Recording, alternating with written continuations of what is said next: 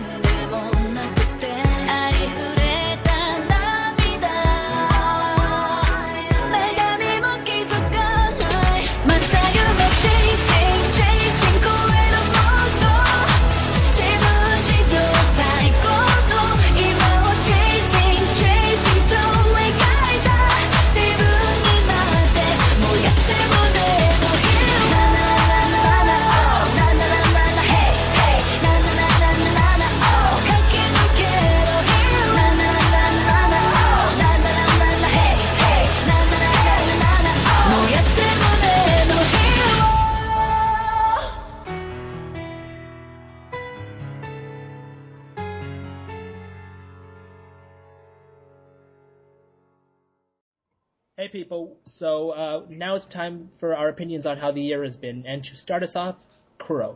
Go ahead, Kuro, whenever you're ready. Alright, so this year, we were just reviewing it, and it starts with the Urza's Captured, which I think most of us found to be kind of confronting, honestly. Like, I don't think anyone was really like, yeah, I'm loving this rape tentacle pain thing. It was horrible.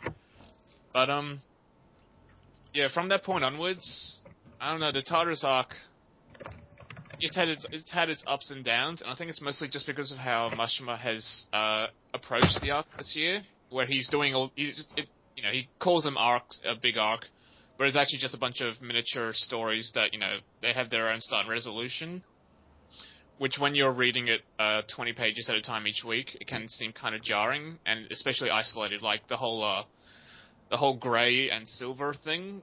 I'm pretty sure that, story arcs of that nature, I'm sure, are written just for the sole purpose of fitting into a single volume, rather than being written for the whole weekly, 20-page format. So it can be a bit difficult when you're reading it 20 pages at a time. That's why I feel that a lot of people who just feel uncomfortable with this arc, where it does have sudden changes, and it does seem to be a bit all over the place. And I felt that way too. I felt that way for half of the year, where I was like, okay, I have absolutely no idea where this thing's going. Like, one second you think you're in one solid direction, then it just suddenly changes to a completely different set of characters. Like, right before me is volume 43, and that's all about Jalel and I have no idea how to pronounce their name. Cobra's group, or can you guys help me out? How to pronounce Russian says. Russian says, okay, yeah. So their group, and ever since volume 43, we have yet to see them again. And yeah, so when you're reading it weekly, it can seem pretty bad, and I did feel that way. But since I've been getting the volumes, and I have been rereading the series, it works. When you approach, when you read it, as they are in their volumes, the story does make sense.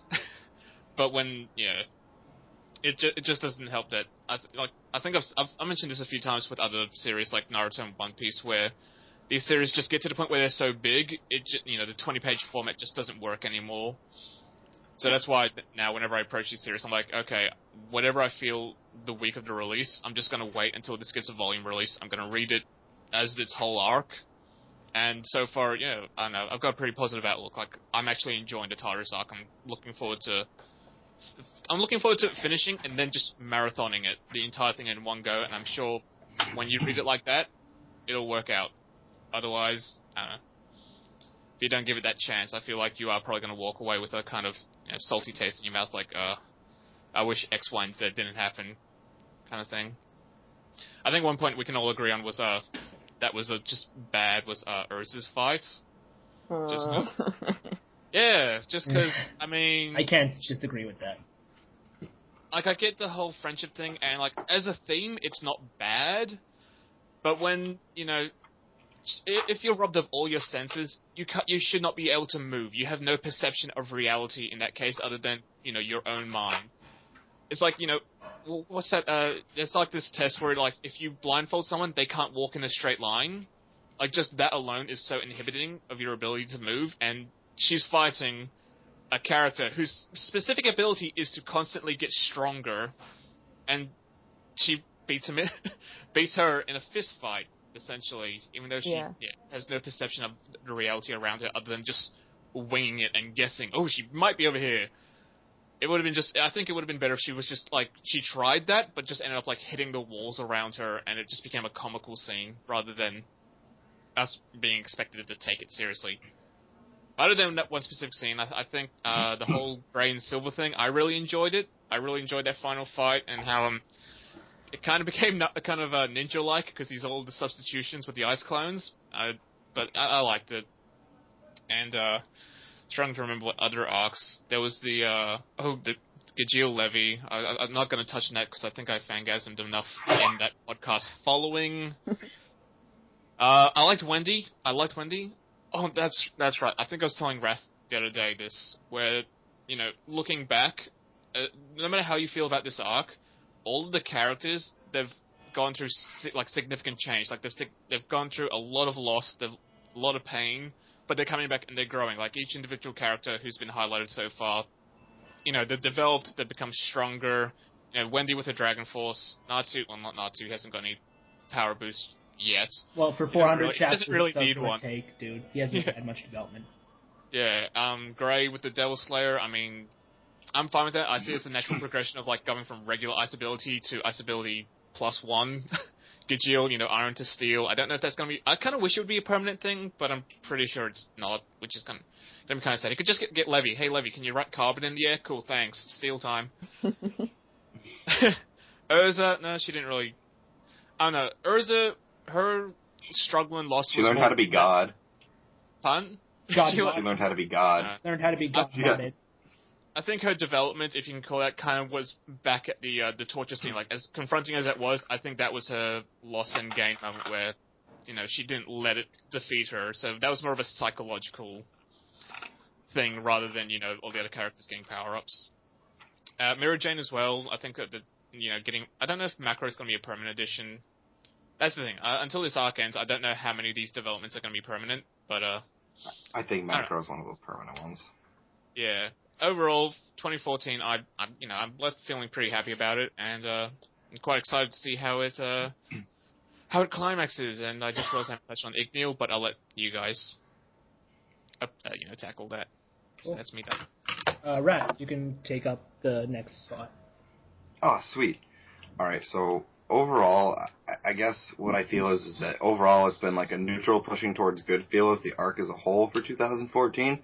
But it's just there's been specific negative points that kind of like drag it down, so you sort of lose focus on what's really going on. Like, my big consistent problem is that these characters have big introductions, and then they just get pushed to the side for whatever reason. Like, you have the Twin Dragons showing up to, like, save the day, and then the following chapter they had that was named Twin Dragons versus Underworld King, and then, they had... It was basically a sissy fight. They were just getting, like, smacked around, and then they just basically disappeared, and the fight became secondary.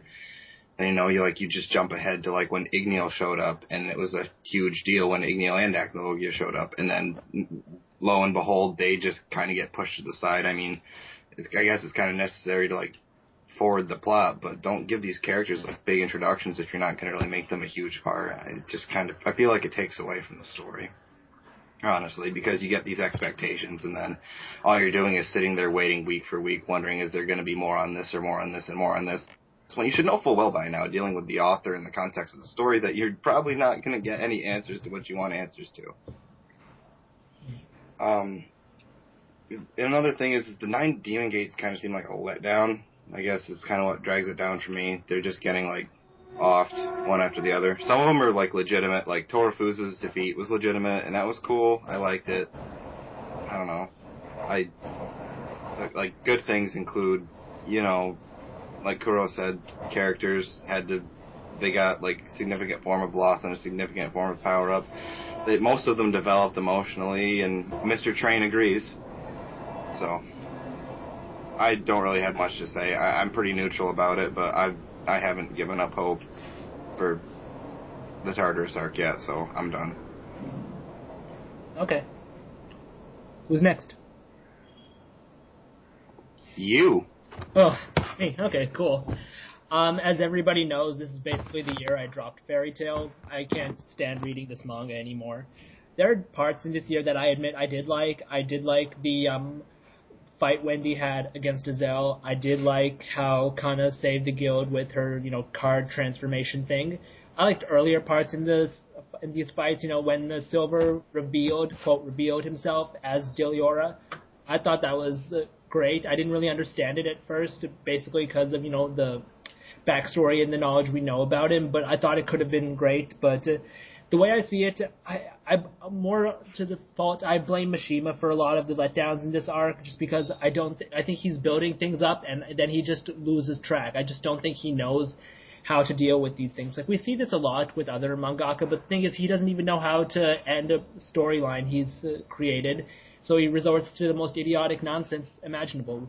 Franmouth, that fight that started relatively okay, but then the dude gets beaten by getting stoned and then turning into a mushroom. Look, I can think of, give me even just 10 minutes and I can probably think of a dozen ways that could have been. For the people who are just listening to this, Kuro said Natsu used Rock Smash and it was super effective. I guess Franmouth must be an ice type or something. It's a dark type. They're all dark types. God damn, man. Dark isn't weak against rock. Dark is not Rock weak. Smash is a fighting move. Yeah, man. You were just displaying poor Pokemon knowledge. For shame. I haven't played since Gen 3. I haven't played since Gen 3, alright? So, whatever. Itch. And it sounds like a rock move, so excuse me for not being a nerd. What? I'm gonna probably admit that I'm skipping class next Friday to play these games. I lost my train of thought. Oh, yeah. Rock Smash. Right.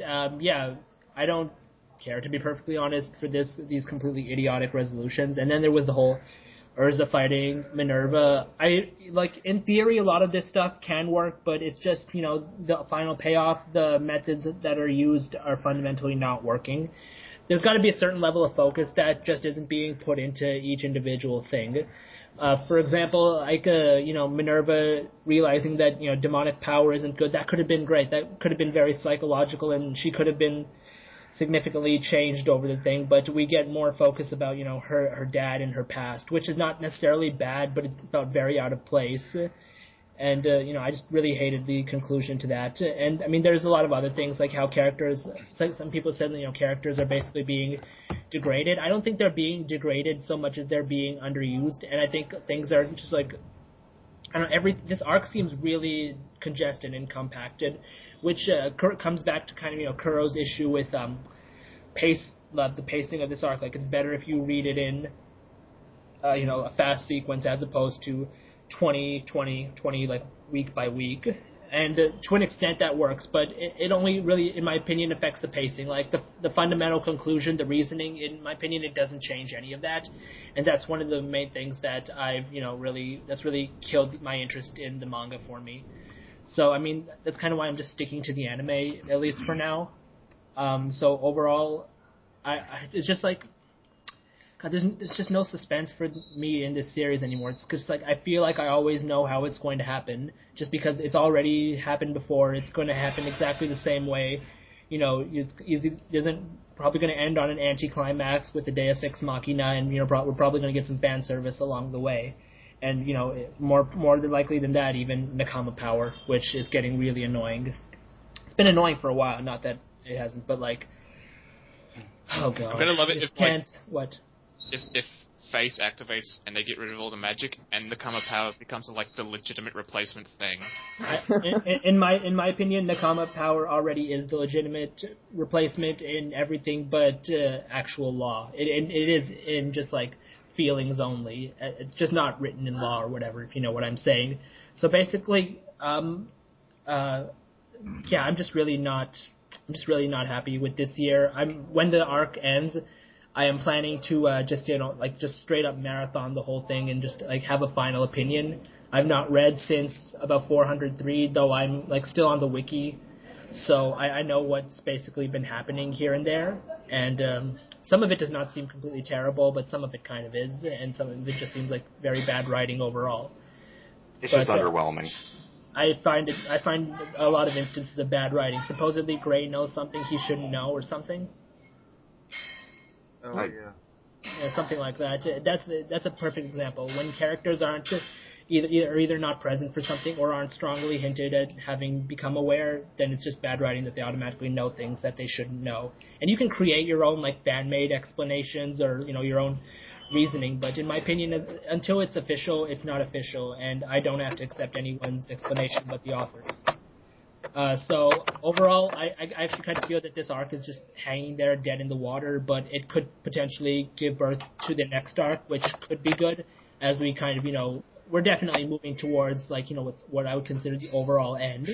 So I do think, you know, we can still have, like, a decent ending to this series, but in my opinion, this arc kind of just needs to be euthanized. So that's basically my opinion. So I guess Carrot will be the person going next. So go ahead, Carrot. Okay. I'm really similar to Wrath in this sense. Overall, I think it's been, pretty neutral, leaning towards good, but there have been very good points, and there have been really bad points at the same time. So, obviously, for me, the higher points were to do with my favorite characters, so I really liked seeing the council get blown up, I'm not gonna lie. That was great. I liked seeing the Erasure face come back. Sorry? Sorry, I was just going to say that the council blowing up, that it might, like, I'll admit that the opening to this arc is probably the best opening to any arc Fairy Tail has had, in my opinion. Set the tone just immediately. And then killed it I would about say 5 it went off with a later. bang, but that's the worst pun, so. No, it's actually a fairly accurate pun, and I admit, I do love the opening. This is the best opening to an arc Fairy Tail has had, but another kind of disappointment is that, you know, the feel didn't really last very long. We immediately went back into, you know, Nakama Power, and then Laxus borrowing Natsu's line. Wait, no, that was a previous. I see something about like. It was in the GMG. Yeah, I was thinking what he said something like my path is like clear as day or something. I think. No, it was horrible. Whatever. Like, what does it usually say, Natsu? No. I'm not. No, that wasn't GMG. I was thinking that he said something about that was like, against Juro. Now my path is like clear as the light of the day or something like that. Like. It's like Lax is turning into a philosopher. I'm sorry for taking up your slot here, but you can continue. I just want to say that it is a really good opening. It just didn't last very long, but please continue. No, sorry. yeah. No, so yeah, we had all these parts that were sort of coming together. Like, we knew that Tardos was on the move, the Eurasian face had been let out, which was kind of this big thing. Jalal and Merity were going to engage them. Fairy Tail was kind of freaking out because they'd been attacked. And it was all kind of like, okay, I think I know where this is going to go. I think all these paths are eventually going to cross, and it's all going to sort of weave itself together from all these different viewpoints. And as Wrath sort of said, that never really happened. We kind of like got all these tiny side stories and everything sort of built up, and then I just find it's not weaving together. And the thing that really annoys me, and somebody pointed this out to me, I can't remember who, but it just rang really true with me, was that there's so much happening in this arc now that everything is sort of underwhelming, because there's no sort of standout point that we can all sort of grab onto. Like, I could go on about like Lucy and her keys, and then you've got the council blowing up, and then you've got Mardgear, and you've got Igneel, and you've got End apparently doing something, and then Face is about to go off. So you've got all these, and Acnologia shows up, and you have all these massive, massive points that they just sort of even each other out. And on top of that, you add that my least favorite characters in Fairy Tail, Gray and Natsu, have the spotlight, and my favorite character, Jalal, disappears for 9 months. Yes, it has been friggin' 9 months! Jesus! And everyone's just all over the place, and I just cannot say that I've been enjoying Fairy Tail as much as I have. I understand that Gray maybe needed this. Like, he was sort of always just sort of there ever since I'd say, Tenru he had a bit with Ultir, but he's sort of just been all over the place since then. And I understand that maybe he needed a bit of character development, but I personally think his thing with Silver was really bad. I did not like how that went at all. But overall, it's just... Sorry, people are typing things. I'm trying to... oh, that's the other thing. Yes, Lumen as well.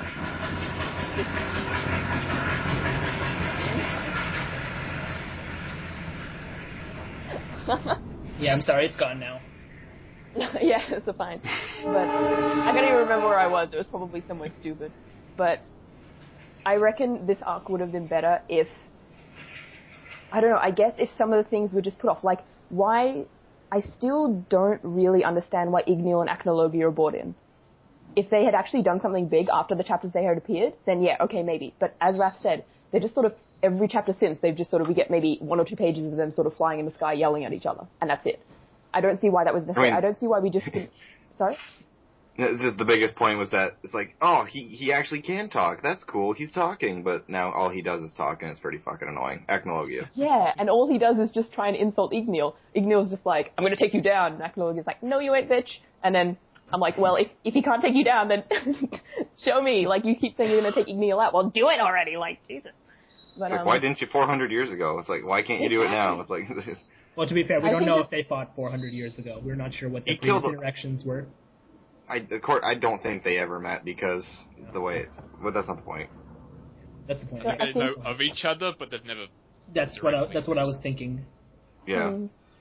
Guess we'll find out eventually.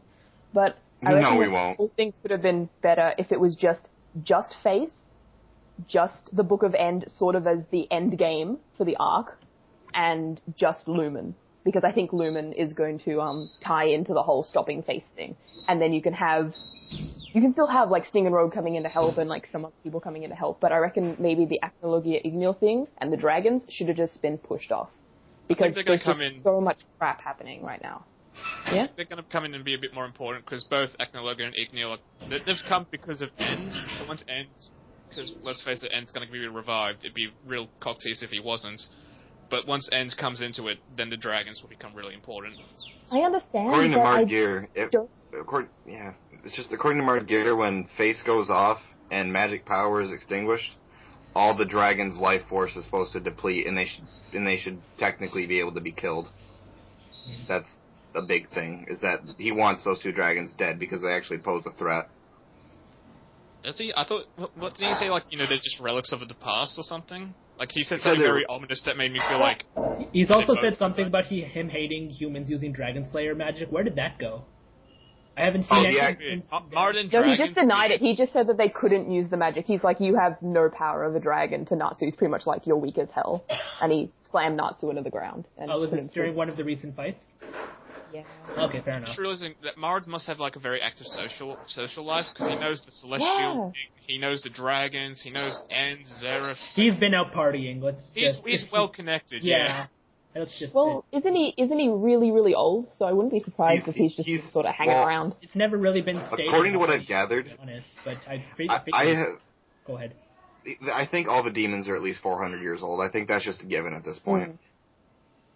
Oh, that's the other thing. And then they sort of revealed the whole reason for the demons is that they're trying to kill Zeref. Yeah. I thought that was cool. Zeref is not a happy person at all.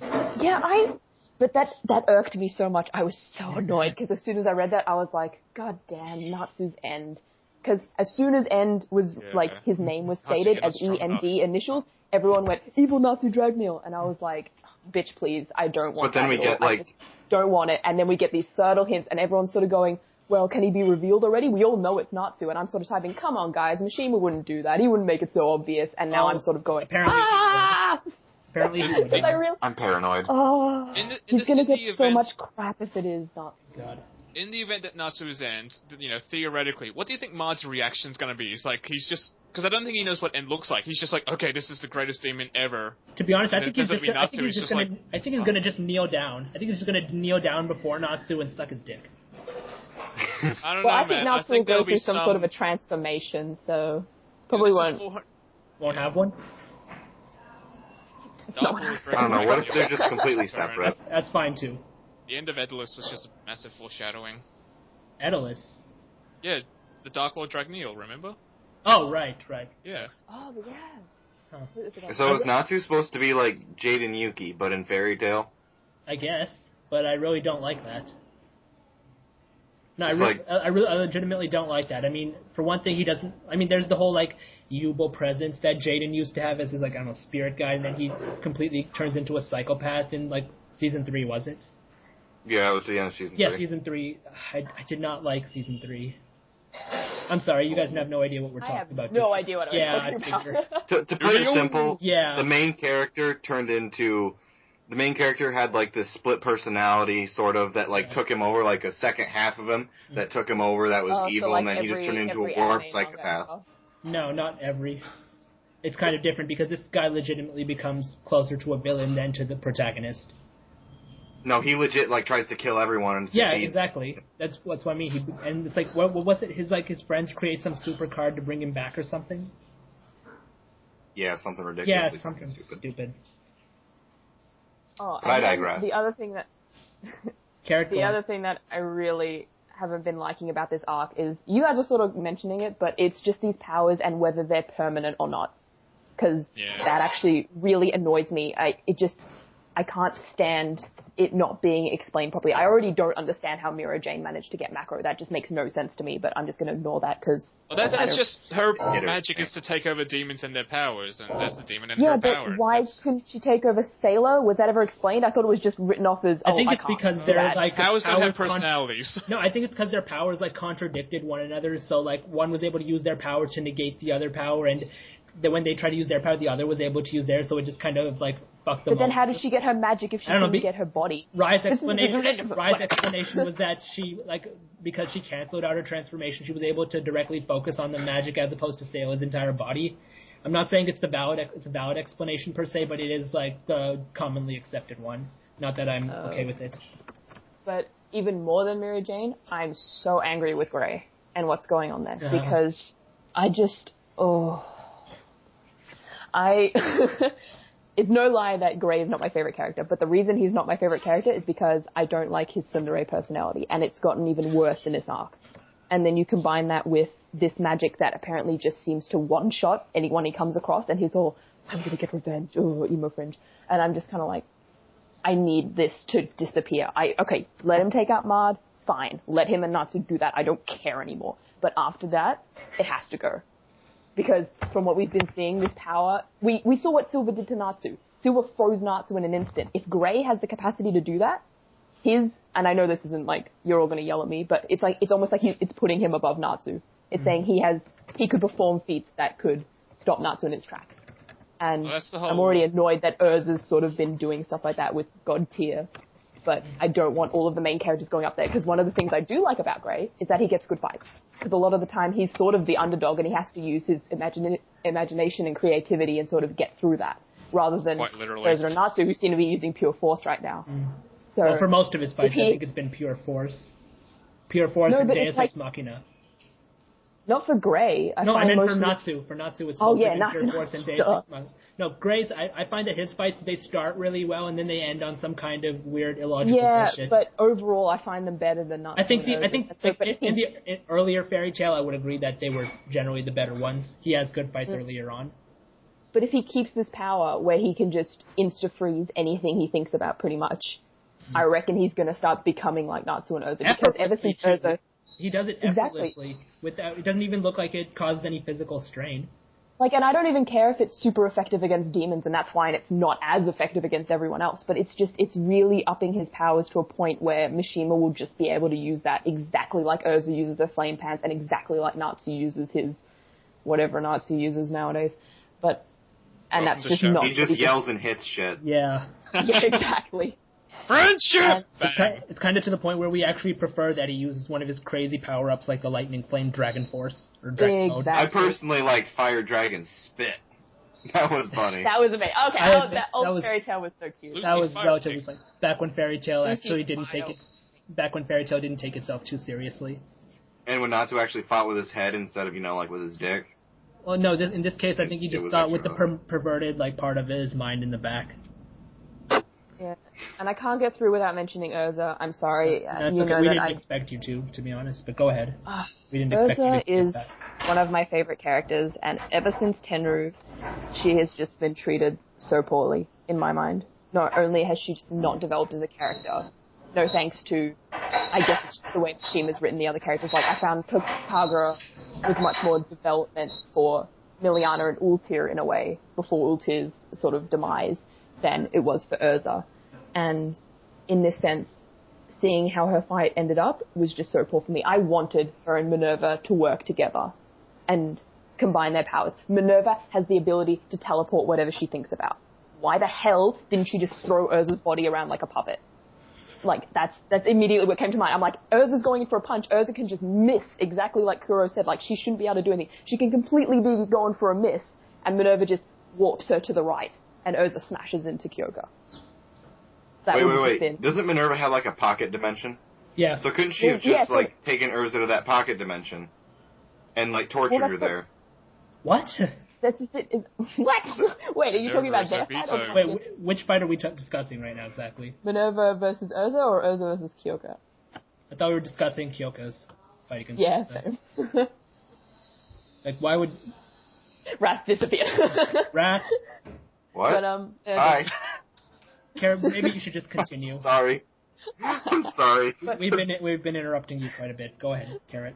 No, that's fine. But on what Kuro was saying, I actually have a real life example. I don't know how many people read my review. It's really long, so I wouldn't be surprised if many people didn't. But I actually have an aunt who received a spinal injury, and she loses the sense in her legs from the waist down every now and again. And when she does, she can barely walk without a cane. And that's just with her not being able to have feeling in her legs, let alone Urza, who had no feeling in her entire body, had no sight, had no smell, had no hearing. So, I know this is a manga we're meant to suspend, like, sort of... Suspension of disbelief. There's a line, though. Yeah. Exactly, but yeah, exactly, that's what I'm saying. There's a line. That line flamboyantly or flippantly. Yeah. And dances it, my boy. She overshot that line by like a kilometer. She's way away. She's gone. That line was for like a long jump competition and just probably she just landed in the next city over. Yeah, exactly. She's long gone, and so yeah. On that sense, knowing that that's happened to my aunt and knowing what Urza did, I was so disappointed with how that turned out. And so I know I should probably be wrapping up right now. But there were things I did like. Let's see, Wendy for one. I liked Lucy. I liked the Celestial Spirit King coming. That was all kind of cute. Things like I actually did like Darjeel's fight in the end, and I loved Jalal's fight. Oh my god, I'll admit it. I cried during Jalal's fight, reading everything that he was saying because I was like, oh my god, but that was amazing, and then it was just dropped. But later on in the arc, when you get that countered with just Grey doing bullshit, Urza being treated so poorly, Minerva's character going all over the place and not getting the development she probably deserved, and Silver, what happened with that? When he was revealed to be Deliora, I made that panel my wallpaper on my laptop. I was so happy. I was like, oh my god. This is the best thing in the world. I'm so happy. Maybe I'll actually like Grey a little more now. This is so cool. And then next week I took it down as my wallpaper because I was so disappointed with what happened. I was like, bye. And my wallpaper is Jackal again. But if that sort of gets across how annoyed I was by that fight, then yes, that's how annoyed I was. And right now I'm just sort of looking for where Fairy Tail is going. We had that massive Cliffy with Face going off. before Minerva stabbed the crap out of Kyoka. And I was like, yes, okay, finally, we've reached our turning point, and Face is finally going to become relevant again, the dragons are going to become relevant again, Mard and End are going to become relevant again. And then we just jump back in time for this other fight. And now I'm thinking maybe they're not going to be relevant, because Natsu and Grey are going to take Mard out. What's going to happen here? And so I'm just really disillusioned at the moment. Partly because everything that I love about Fairy Tail is on the back burner, and everything that I don't really hate anything in Fairy Tail. I could go on a rant about how people mistakes. Okay, the typing is getting a little bit louder too. You please at least mute your mics if you're typing like this. Like, I understand the bromance that needs to go on in the background. I'm not typing. What are you going on? Why, I could swear one of you two was typing. Oh, There's someone in the background where I am. Computer. It's fine. Mm. But I lost my train of thought. Sorry. I think I was going for the... Yes, disillusioned. Yeah, that's a great trigger for your train of thought. Disillusioned. But, yeah, I think I was gonna say that I'm pretty much just sort of not looking forward to what's coming up, and I'm hoping that we can get over this Grey and Natsu sort of lump in the story so that we can focus on other things. Specifically, if Face is gonna go off and Lumen, because right now Face and Lumen, they're the two things I'm most interested about. With tie-in from Fairy Tail Zero, those things are what I'm excited for. Grey and Natsu, yeah, I understand. They're gonna beat Mard. I don't care. They could do whatever they want. They're gonna combine their bromance and do something. I don't care. But Unison Raid. Ice and Fire. Yeah. Oh, God. Nope. Unison Nope, Raid of okay. bromance. Seriously, that's probably what's gonna happen. It's gonna be like some ice fire thing. But, whatever. So, can we just get over that? Because I want to catch up back to, the end of Urza's fight sort of timeline area where Face is about to Yeah, this has and been a find really out what long happens. 20 minutes, I Yeah. gotta say. Exactly. Oh my gosh. Anyway, okay, I should probably stop. I could go on and on and on and on, but I think Jack's kind of died. Is he still here? I Right. have no idea. Rye, are you still here? What? Okay, I think I'm here. he's He fell asleep, okay. right. He I think Jack fell asleep. I'm sure this is yeah. Okay, what? Do you you have anything more to add, or should we just let him go? Just let him go. Rye, go ahead. Okay, hold on a second. Okay, He was legitimately asleep. That just sounds like you got him from laying know. down.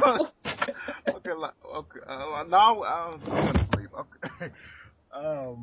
Yeah, like, I guess this arc's been okay. I mean, I don't really particularly care for it too much, but I'm generally pretty negative. My main complaint, I guess, has been, I guess how Eris has been treated. Yeah, she's pretty much like my favorite, member of Team Natsu or whatever.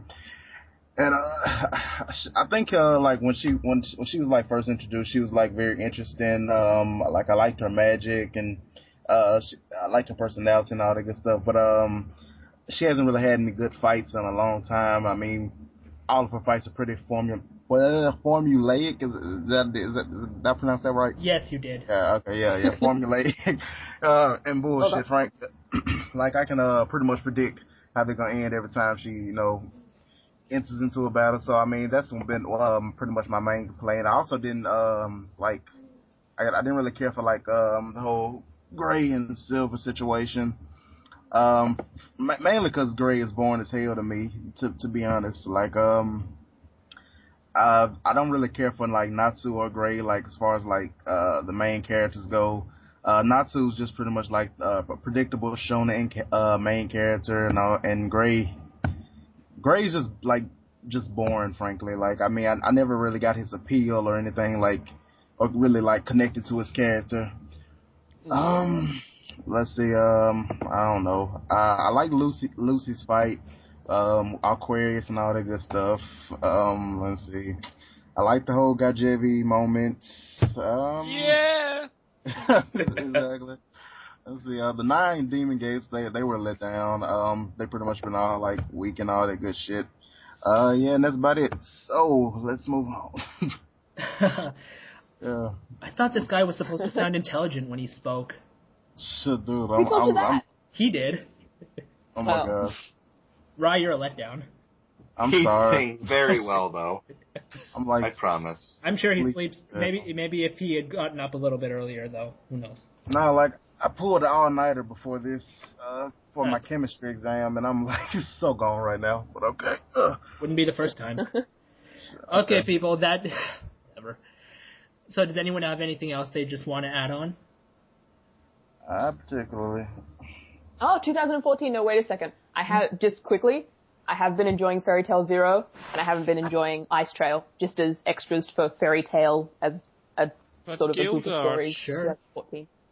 Yeah. I have been reading Zero. So if you aren't reading Zero yet, go read it. It's sort of like old Fairy Tail. It's a lot of fun with a lot of new information about these characters coming in. I can't say anything about Ice Trail because Grey's boring as fuck, but yeah, do you think go read Zero Zero. will get a volume release?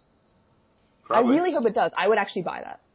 I would buy Zero. If it I don't think it's impossible. It's short enough for that. To be honest, for a monthly, it is pretty short. You got to admit that. Yeah.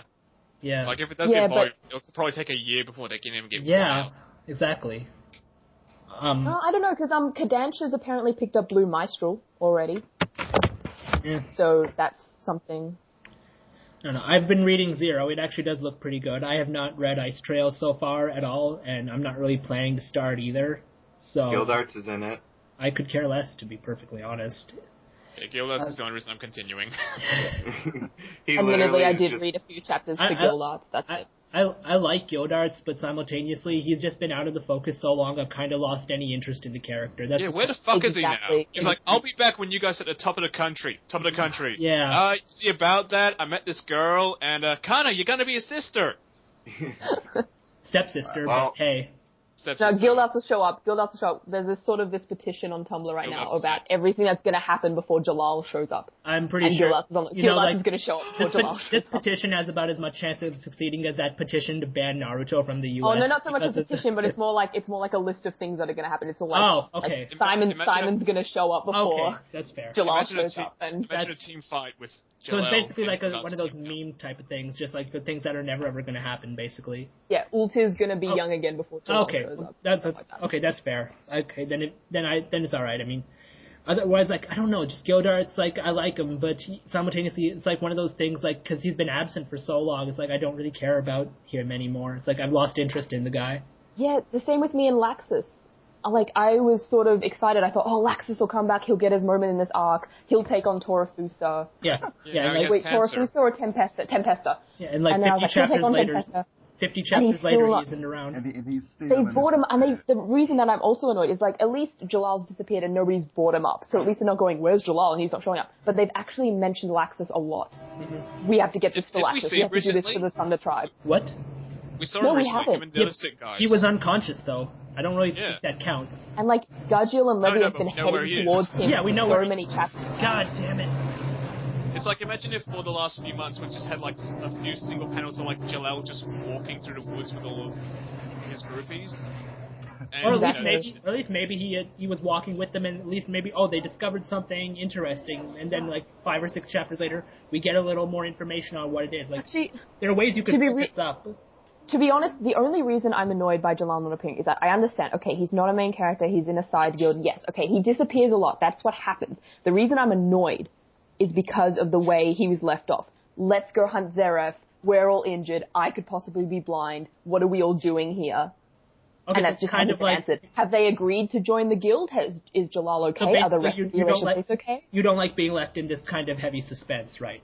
Basically. Exactly, like, that's, like, at least the Thunder Tribe, they sort of disappeared, but we knew what was happening. Okay, they're injured, we have to wait for X point to happen, in this case, Tempesta being killed and them getting a cure, which has happened now, but I don't know what's going to happen if they revive now, because they're going to wake up, they're going to be like, let's kill Tartarus, and they're going to be like, oh no, Natsu and Grey are already taking care of that, we've got it all down pat.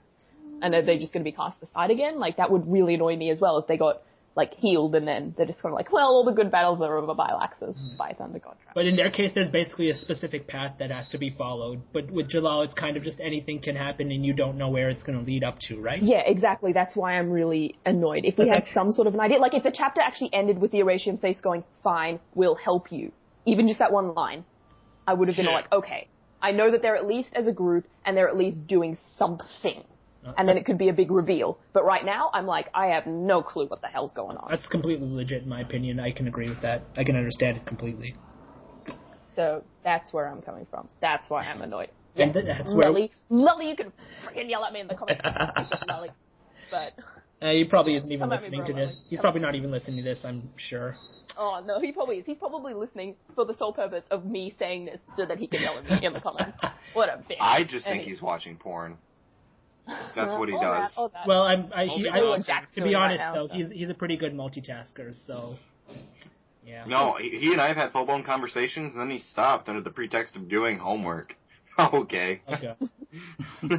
Well, Jack said he did an all-nighter for his chemistry exam, quote unquote. Oh. It depends on what you define as chemistry. Like, Rye, what was your partner's name? It's time to cook. Say what? Never mind. Was it Lashana? No, it wasn't. Was it Deshaun? What partner? What are y'all talking about? Tyrone. Rashad. Who was Rashad? Your I partner? thought he was Rashad. Lab I partner. thought you were... What? Rashad is my is an online nickname I used to use. I don't... Why? I don't know. It's probably close enough to his real name that people in I'm real life pretty can sure find it's him. not. I'm pretty sure it's not. I'm pretty sure you're You know, lying. I wanna think double you check. have the most white person name on the face of the planet. It's kind of white. It's like semi-ish. I mean, kind of not really. Oh, fair enough. So it doesn't have day in front of it. No, it does Is not. your It name does Dave not. Michael? No, it's not ghetto whatsoever. I'm pretty, like I told him. That's fair. Neither are you. Yeah, but He's funny. I'm semi-black. I'm close enough to it. Close enough. Okay, that's Close fair. enough. Say, mate. Okay, people, that's the end of this half of the podcast. Join us in the next half where we answer the questions you guys sent us via email. Goodbye. If you thought this. Yeah. Whatever. Watermelon, fried chicken, Kool-Aid, basketball. Long ago, the brothers of the hood lived together in harmony. But then it all changed when the KKK attacked. Only the niggatar, master of swag, could stop them. When the hood needed him most, he vanished. 100 years passed, and my brother and I discovered the new niggatar, a KFC vendor named Tyrone. And although his rap skills are great, he has a lot to learn before he's ready to save anyone. But I believe Tyrone can save.